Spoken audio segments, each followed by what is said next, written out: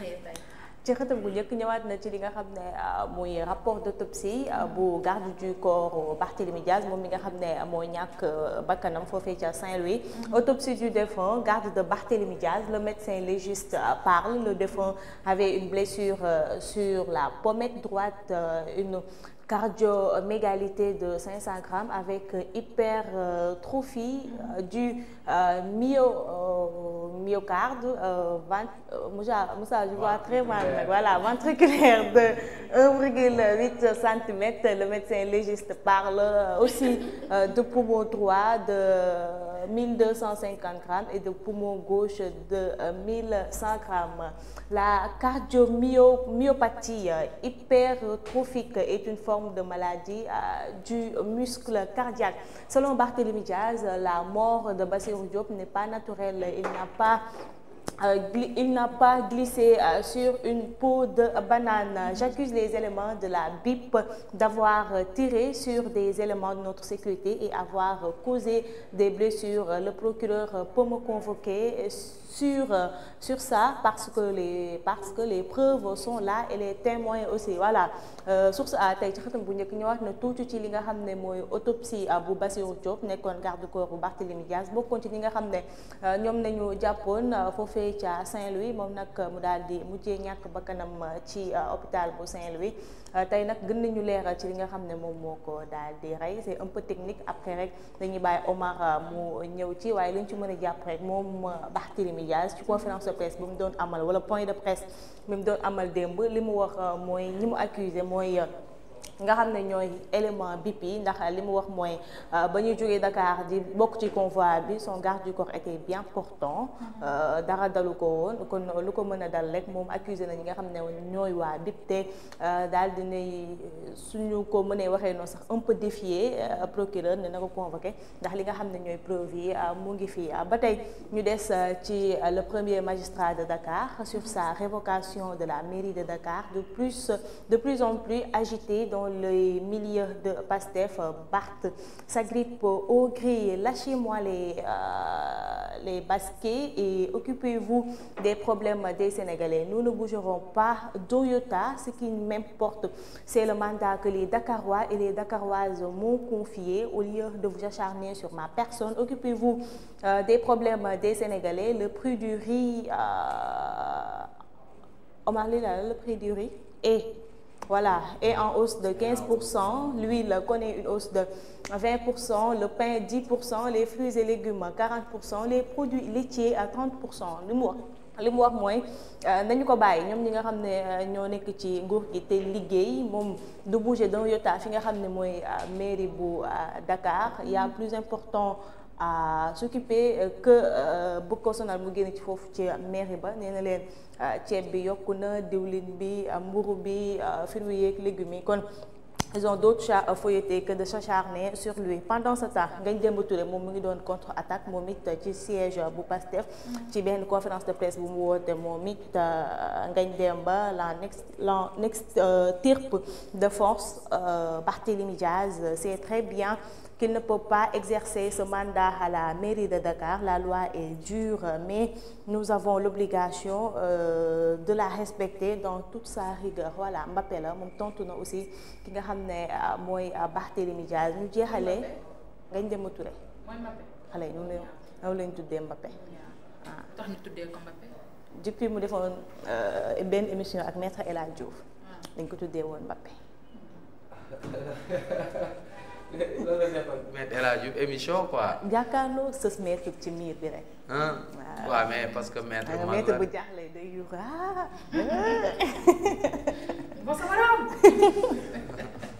voilà maître bokk na ci li ko may code de popularité moom Ngagne Demba Touré.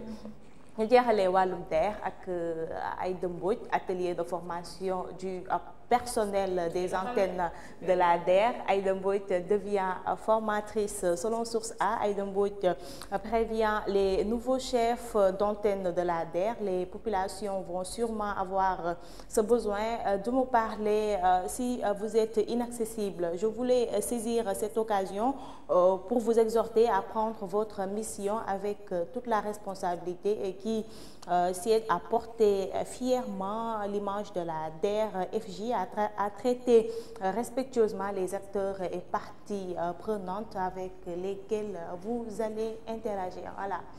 Moom Tata Aïda, comme tu dis souvent mu ngi liggéey super liggéey. waaw Aïda Mbodj nga xam ne nii actuellement dafa am formation des antennes maanaam ñi nga xam ne nii dañ leen tabb pour ñuy jiite les antennes de la DER. Ils seront dans les 46 départements. Bon, c'est une manière de faire dans la décentralisation pour en fait ku nekk ak foo mënti nekk rek bu fekkee ni da nga soxla waa DER nga mën am ci ñoom accès facilement léegi. Donc c'était l'occasion aussi de former ces personnes-là yi nga xam ne nii dañ leen a tabb pour en fait ñu xam nan la ñuy accueillir nit ñi, nan lañ leen di jàppale, nañ leen di orienter pour ñu xam en réalité nan la ñu mën a bénéficier aussi financement accessibilité bi quoi. Surtout c'est très important. Xam nga ñu nit ñu bëri des fois mën nañ soxla financement ak yooyu du ñu xam fu ñuy jaar. Donc c'était très important.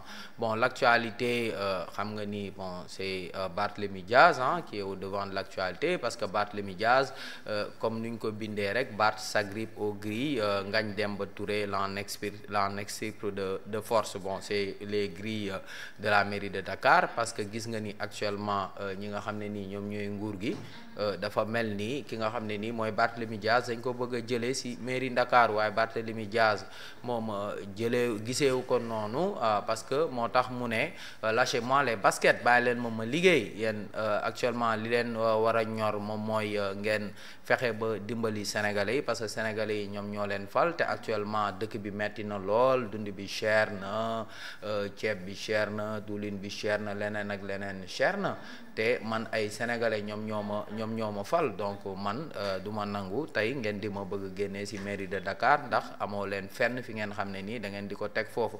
Ki nga xam ne nii mooy Ngagne Demba Touré moom ne Barthélémy Diaz moom ci wàllu boppam xam na ni ñun duñ ko bàyyi mu nekk fi nga xam ne nii moom mooy mairie de Dakar, foog ñu jëlee ko fa, bon ainsi de suite. Léegi nag on va voir ce que le droit va dire, ndax y a une procédure peut-être, comme que on va discuter de ça, on va revenir sur la procédure nu mu war a demee ak yooyu, parce que amoon na loo xam ne nii waxoon nañ ko ci, mais bon dafa mel ni waa Pastef dañu gis feneen fu ñu mën a jaar, waaw foo xam ne nii peut-être je sais pas, c'est légal, c'est pas illégal. Après les commentaires seront libres dans le cas d'espèce. L'autre chose, c'est par rapport à l'autopsie de Bassirou Diop. Bassirou Diop doon ki nga xam ne nii moom mooy garde du corps Barthélémy Diaz bu wàcc liggéey ca Saint-Louis. Léegi nag médecin légiste bi génnee na résultat autopsie yi. Moom ñoo ngi ko doon autopsier démb sa hôpital Idrissa Pouye mooy OGIP fii ci Grand Yoff. Léegi nag ki nga xam ne nii moom mooy médecin légiste bi premier constat bu mu def mooy le gars il avait une contusion de la pommette droite, mooy maanaam kaw lex bi nii rek, contusion de la pommette droite. Ça veut dire qu'il était blessé.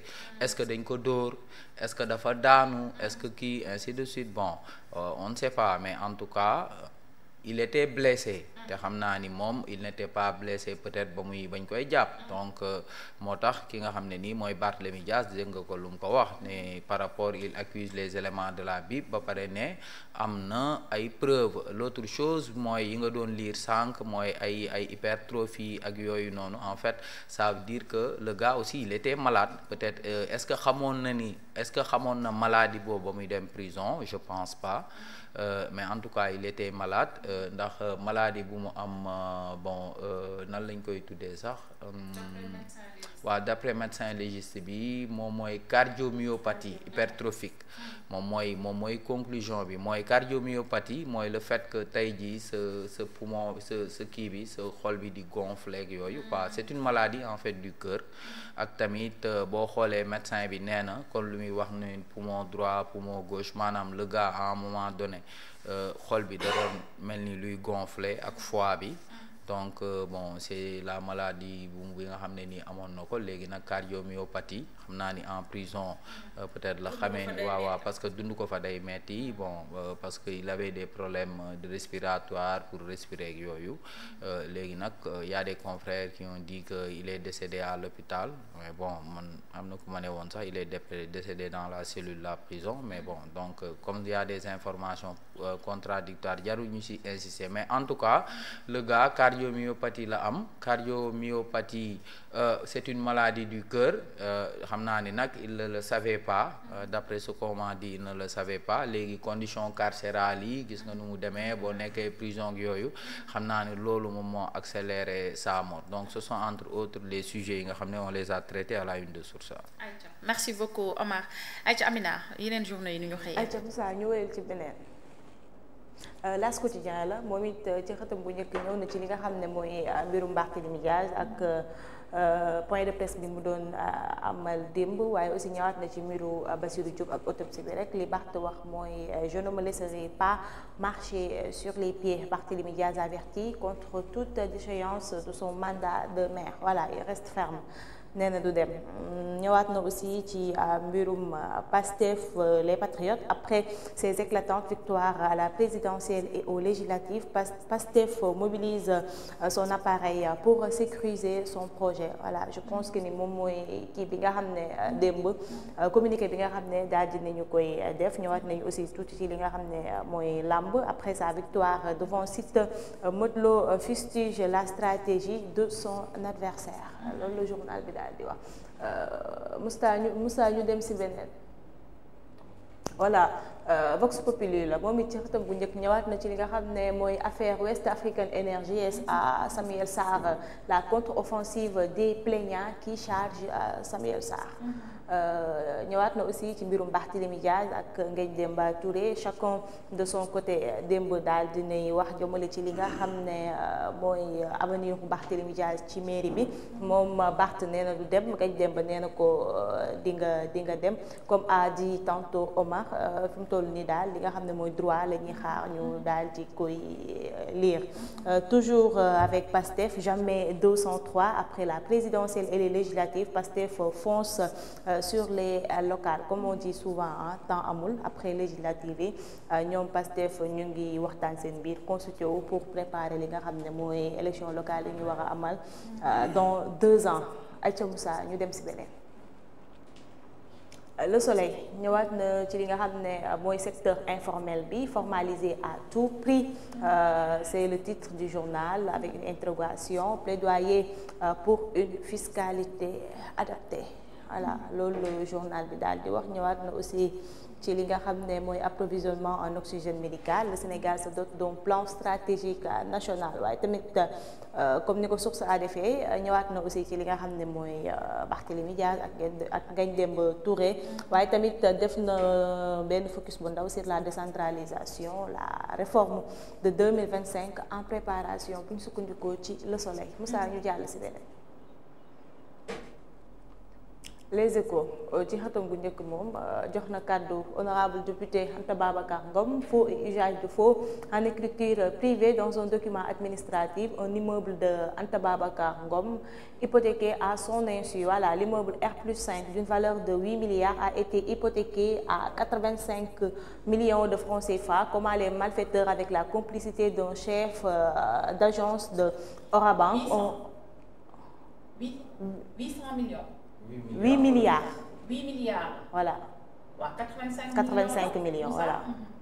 Orabank ont réussi leur coup. Anta Babacar Ngom dit être tombé du nu après avoir appris la nouvelle. Voilà, escroquerie lañ ko mën a jàppee ci. À son insu. waaw jël immeuble jàmbur dem hypothèque ko ci banque bi immeuble jàmbur immeuble am lañ jël hypothèque ko ci banque bi immeuble buy jar 8 milliards nga hypothèque ko ci waaw tayle ko ci 85 ci 85 millions mais ma yaakaar ne pour nga hypothéquer immeuble il faudra que mu am signature propriétaire bi waaw mooy moo tax mu wax la loolu ne la faux et usage de faux parce que il y a une complicité de quelqu'un qui est waaw ku nekk ci banque bi quoi. Ok. soo Ora banque waaye Ora mu ne la xaw ma un agent de service je crois que c'est ce qui est écrit non. Voilà, avec la complicité d'un chef d'agence d'Orabank. Voilà. Ok. Une complicité d'habitude quoi. D'accord. Ok.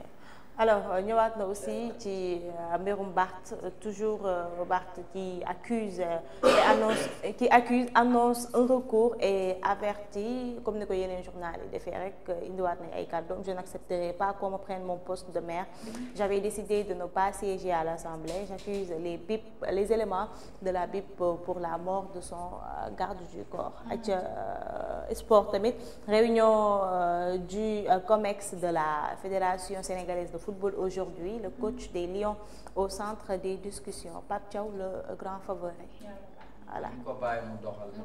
Xanaa donc boobu ba léegi moo ngi doxal. doxalal fii la dëkkoon naa Pape Thiaw. ñaari tali fii. booy ñaari tali dañ ko bàyyi mu doxal booy ñaari tali la. ay cawito aja Moussa demal l'observateur la moom ci xëtam bu njëkk le journal a accordé un entretien avec le leader du grand parti Malick Gakou confidence et vérité sa fracture ouverte la razzia de Pastef ses relations avec Sonko la dette et la situation économique la loi d'amnistie ainsi que la probable arrestation de Macky Sall entretien avec Gorgui Ndiaye je ne ferai pas la promotion de l'homosexualité ma peau claire mes origines peuple et mes problèmes. mes origines pël. Gorgui Ndiaye pël la kon. pël la. wooy. yàlla baax na tekki jaaroom bi rek bu tekkee jaaroom bi problème dootul am. voilà. ba pare mu ñuulal tuuti xam naa lëlu bi da tam. mais nee nañ eczéma mooy la. mais eczéma mooy peau bi changé defe naa ni wala. en plus nee nañ Seattle la jógee kay normal. États-Unis. mais il a des problèmes d'eczéma. nag ñu may jàpp yàlla baax na mais on le connaissait très correct quand même Gorgui Ndiaye on le connaissait très correct. mais doo déglu lu mu wax yow moo ngi joxe ay version doo déglu loolu laa wax ma ne on le connaissait très correct moo tax bu indee ay explication c'est normal que ñu mën koo gobe parce que dañ koo mës a xam ci correct. looloo tax nag mu def nii mu choqué. waaw depuis boobu léegi yaa ngi koy ree quoi. non apparence bi apparence bi nag dafa reelu de. yow apparence bi gis nga ko dëggantaan ci vidéo Omar. non apparence bi dafa reelu yónnee leen ko. mais yéen xam ngeen kuy xeesal yéen jigéen ñi. bien sûr booy xeesal da ngay am ay corps. mais léegi kii bi changé na tendance bi changé na léegi xale yi dañuy jékki-jékki xees duñu am benn tache duñu am. waaw mais loolu piqûre la. bu ñu la defalee piqûre bi lita bi boobu moom doo am benn da ngay xees day mel ni mën nga judduwaale. mi ngi noonu waxuñu ni noonu la def mais en tout cas il a donné des explications nit nag boo défendre sa bopp après mënuñu lu dul gëm la c'est tout. Jérémy tamit yàlla mbaax affaire Bassirou Diop les détails qui bouleversent les certitudes voilà comme ni ko yeneen journaux yi defee rek ñëwaat nañ ci li nga xam ne mooy mbirum Bassirou Diop son admission à l'infirmerie de la prison de Saint-Louis de 10h à 19h la perfusion administrée et le retour en cellule constaté par le surveillant chef Mamadou Keïta la respiration haletante constaté son évacuation à l'hôpital, le suivi assuré par le docteur Ali Diakhaté et son décès survenu le 7 décembre. Contusion de la pommette droite, cardiomégalie de 500 grammes avec hypertrophie du myocarde ventriculaire, un poumon droit de 1250 grammes et un poumon gauche de 100 grammes. Les révélations du certificat de genre de mort. Voilà. Amiin. jeexalee nañ mbirum Barthélémy Dias moom toujours qui accuse li nga xam ne mooy BIP de la mort de son garde du corps il dit que c'est pas naturel. Aïcha Moussa ñuy dem ci beneen. Walf Quotidien moom ñëwaat na sur la situation de l'université de Ziguinchor toujours fermée les étudiants pressent l'État dem gis naa benn vidéo ñoom nee nañ ils veulent retourner en cours alors. mais nag ñoom nag mënuñu fee nekk di grève ñu jël leen nag li ngeen di grève toog leen ñu réglé ko ñuy ñëwaat naan dañoo bëgg a jàngi. ils sont en train de perdre du temps. mais ñoom ñoo déclenché grève nag Omar. yow université gars yi saa bu ñu déclenché woon grève dañuy tëj campus bi quand même. ñu ngi perdre meilleure condition la ñuy laaj kay nañ leen jox meilleure condition après ñu def prolongement. doy na waar Débat sur la radiation de de Barth de la mairie de Dakar, ça va dans tous les sens entre Barthélémy Diaz ak Ngagne Demba Touré. Ki nee na du dem, ki nee na ko di nga dem par force. Voilà. Non, c'est un délit, c'est pas un crime. Yàlla on en parle après. Aja mi nga Moussa ju dem si beneen. Wala jeex na. Voilà.